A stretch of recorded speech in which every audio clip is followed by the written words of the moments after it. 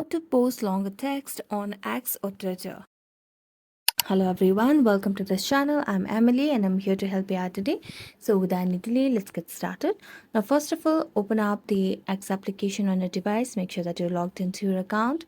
After logging into your account, what you can do is tap on the plus icon at the bottom right corner of the screen. Then tap on post. Now as you tap on post,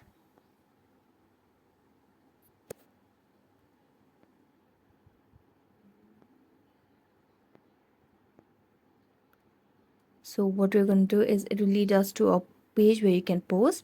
Now for example, if I want to add on the text over here, now it's a really long text as you can see. Now this all these red lines are the lines or the words that are more than the character limit provided by the Twitter account or X account. So what I'm going to do is just tap on all this red highlighted text over here, and then I'm gonna tap on cut. After that, what I can do is tap on the plus icon here on the screen, tap on it, then it will show that add another post. So just paste it over here and repeat the process as long as this red line or red highlight appears.